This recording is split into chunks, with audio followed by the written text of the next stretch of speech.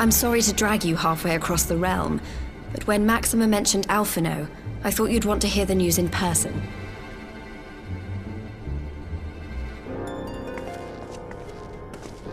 Ah, we meet again. Though I was hoping our reunion would be under more auspicious circumstances.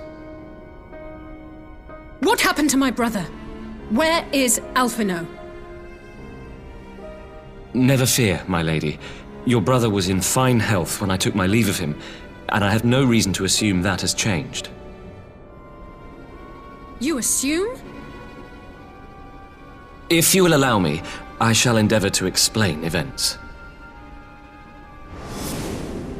Our troubles began not long after we departed Doma. While crossing the burn, we were fired upon by the Emperor's personal guard and forced to make an emergency landing. As we stumbled from the wreckage, our attackers fell upon us again, and we would have perished there and then were it not for the intercession of a third party, a band of mercenaries whose leader claimed to pursue a vendetta against the Ascians. This shadow hunter, as he styled himself, then escorted us out of the wastes to relative safety. Upon arriving back in civilization, I gathered my Populares colleagues and prepared to flee the Empire.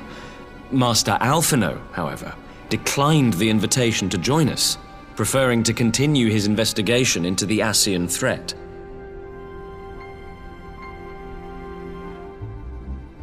Well, at least he's not lying in a heap in the burn. Tell us more about these Ascian hunters. Who are they? And is Alphino still with them? He is. As to who they are, I'm afraid I have nothing to tell you. Beyond the fact that they root out and destroy Ascians, they were unwilling to divulge anything which might serve to identify them. They would not even reveal their next destination. But Master Alphino asked to accompany them all the same. Since parting company with your brother, we've been engaged in a game of cat and mouse with the Emperor's guard.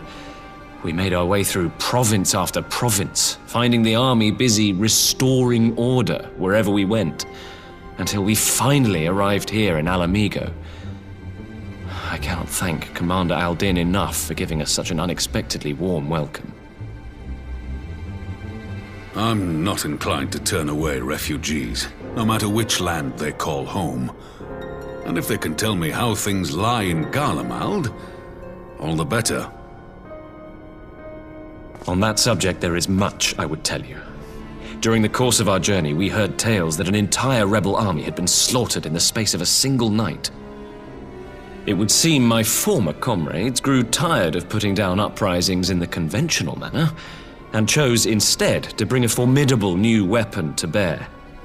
Details were sparse, but the rumor alone was enough to dampen the flames of rebellion. I have also heard reports that several companies have withdrawn from their designated provinces and begun marching westward. It is my assessment that the Empire's forces are mobilizing for a large-scale military engagement. Westward? You mean they're getting ready to invade Alamigo? We knew this was coming, but not that it would be so soon. We've barely even begun to shore up our defenses. They won't stop an invading army. No, they won't. Dispatch messengers to the Alliance leadership requesting reinforcements, and send word to our officers in the field to hasten completion of those border fortifications. Prepare to meet the Imperials head on!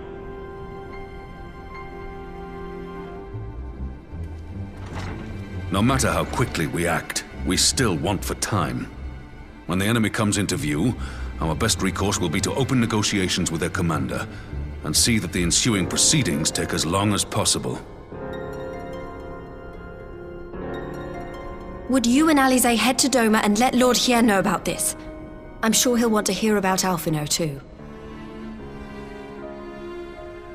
Consider it done. We'll send word when...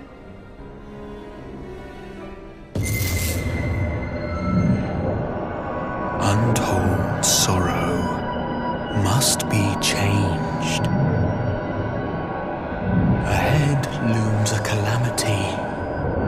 Beyond become instant. Throw wide the gates!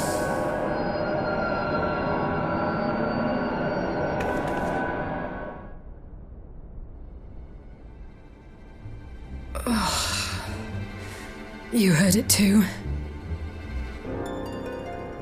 Well, at least we're both still standing. Oh, thank the gods. I thought we'd lost you for a moment there. Why does this keep happening? I wish I knew. Nothing we've tried has brought us any closer to an answer. We'll keep working on it. But first, we need to go and see Lord Hien.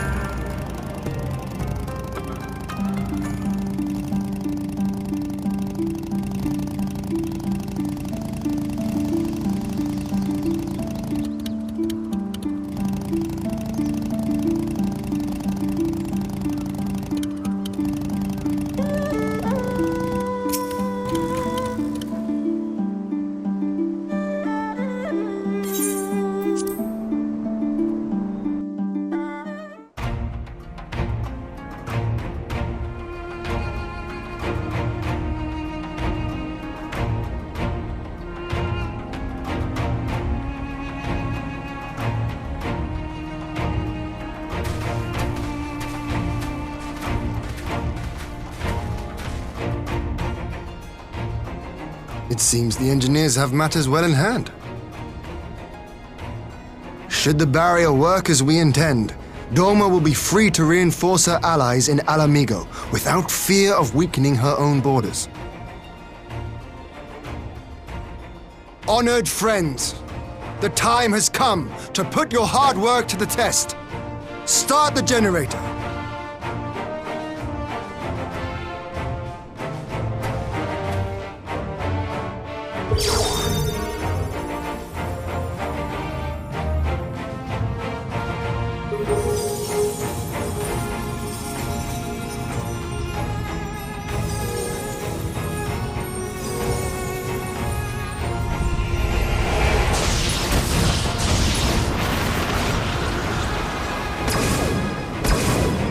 Node 1 is operational. Nodes 2 to 8 are reporting similar energy levels. The barrier is forming.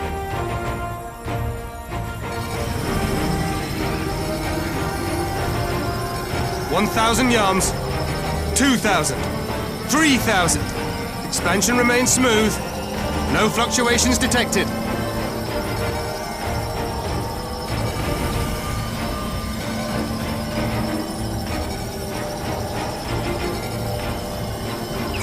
$4,000. 5,000.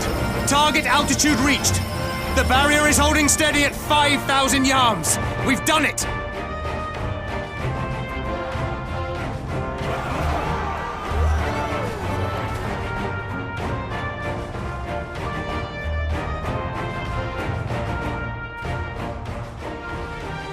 Is that an Imperial airship? Of all the rotten timing. But this is a gift, Mistress Alize. They can test our new wall for us.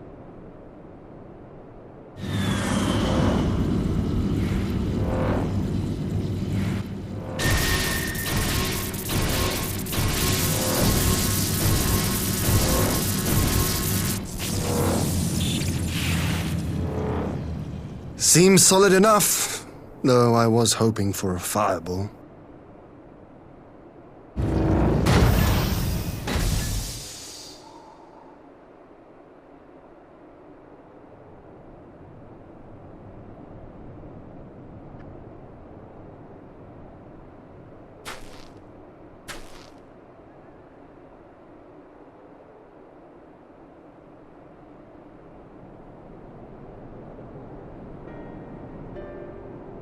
By the gods, it's Alphino. What are you? Let me go! He has my brother! Lower the barrier!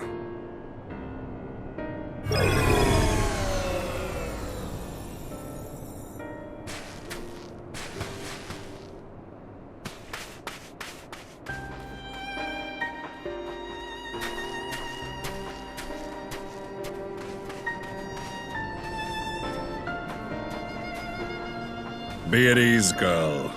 The lad is not dead, merely locked in slumber. No, not him too.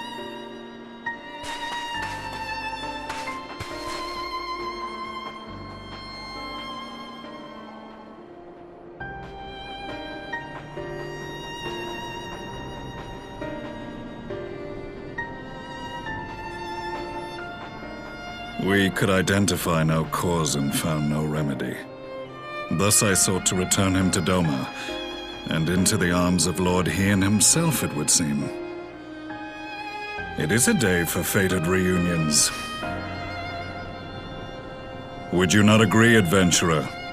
Or should I address you as the Warrior of Light?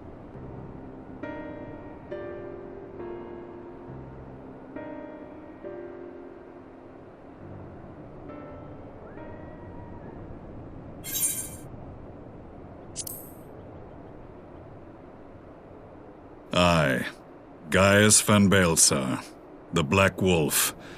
That was the title I was given, one I have long since relinquished.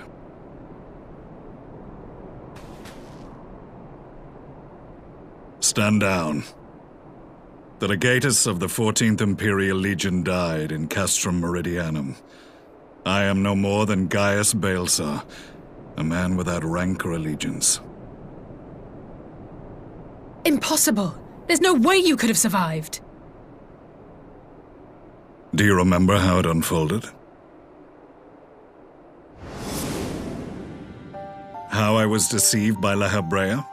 How I was convinced that reviving the Ultima weapon would allow me to bring peace to Eorzea? The Ascian used me, as he used so many others, all to further the restoration of his wretched god. Yet even with the might of Alec at my command, you bested me. And as the Praetorium went up in flames, I was content to burn along with it. For a moment at least. A moment of folly. To surrender my life thus would have been to betray all who died for my cause. It was for them that I dragged myself free of the rubble, and swore vengeance on the Ascians.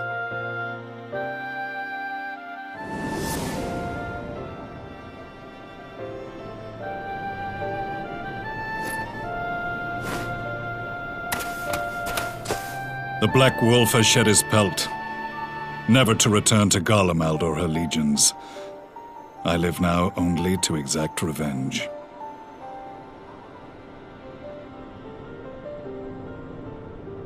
My principal quarry was to be La Habrea, whom I gather you have since ushered unto oblivion. But so many more remain. Long as their kind lurked in the shadows, laboring to sow chaos throughout our world, I would see each and every one dragged into the light and put to the sword. Are the Scions not of like mind? In this single respect, perhaps. Then I shall continue the partnership the boy began, and share what intelligence I have acquired. Among the Ascians, the Black-Masked Ilk are subordinate to those who wear red. This you already know. Yet among the Red there exists a hierarchy. Those set adrift with the shards clearly stand below those still joined to the source. Nabriales, who once dared to intrude upon the Rising Stones, belonged to the former group, and while he was indeed a dangerous foe, his powers were inconsequential next to the paragons of the Source. The first was La Habrea, who plagues us no more. There is also the white-robed Elidibus, and the elusive Emmet Selk, about whom little is known. We have files on La Habrea and Elidibus, but I believe this Emmet Selk is new to us?